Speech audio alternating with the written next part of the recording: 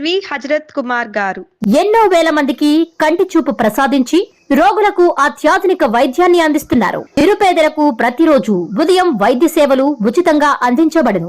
వెంటనే సంప్రదించండి. విజేత కంటి వైద్యశాల, కెనరా బ్యాంక్ పక్కన, బాబు ఐస్ క్రీమ్ ఎదురువీధి, బృందావనం, నెల్లూరు.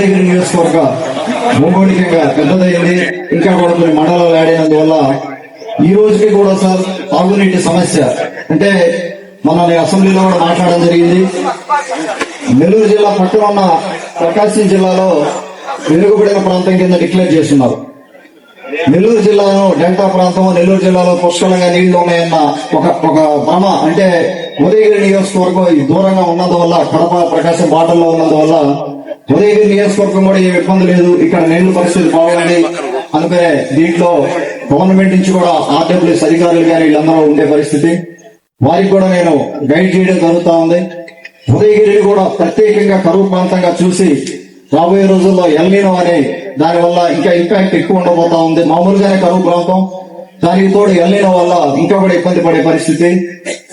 సార్కి నేను విన్నవించేది, జల్ జీవన్ మిషన్ ద్వారా ఆత్మకూరు ఉదయగిరి దాదాపుగా 1800 కోట్లు మనకు ఎస్టిమేషన్ ఇస్తున్నారు సార్. ఇక్కడ మొన్న ఫస్ట్ ఫేజ్ లో మాకు అవకాశం రాలేదు.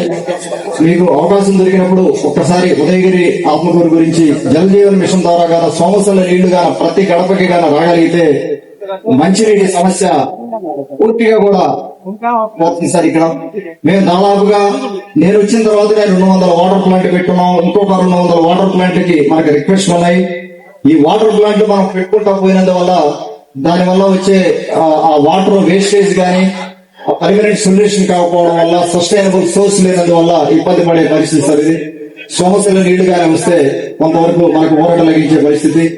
అలాగే సోమశల నార్త్ ఫీడర్ మనకి 22 కిలోమీటర్ల ఉదయగిరి నియోజకవర్గంలో వెళ్తున్నా కూడా ఒక గ్లాసు మంచినీళ్లు సోమశల నీళ్లు తీసుకునే పరిస్థితి ఎక్కడ కూడా ఏ రిజర్వాయర్, ఇప్పుడు రాళ్లపాడు రిజర్వాయర్ పెద్దది కట్టుకున్నారండి, కానీ మన ఉదయగిరి నియోజకవర్గంలో ఎటువంటి రిజర్వాయర్ పూర్తిగా నింపుకొని దాన్ని తాగునీటికి వాడే పరిస్థితి లేదు సార్. ఇరిగేషన్ కొంతవరకు ఉపయోగపడుతుంది కానీ తాగునీటికి మనం సపరేట్ గా చేసుకోలేకపోయాం.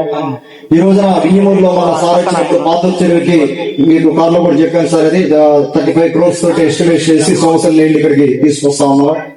అది ప్లాన్ నడుస్తా ఉంది. అలాగే మనకు కావలకాలో గానీ అక్కడ కలిగిలో గానీ కొంతవరకు ఇంప్రూవ్మెంట్ ఉంది సార్.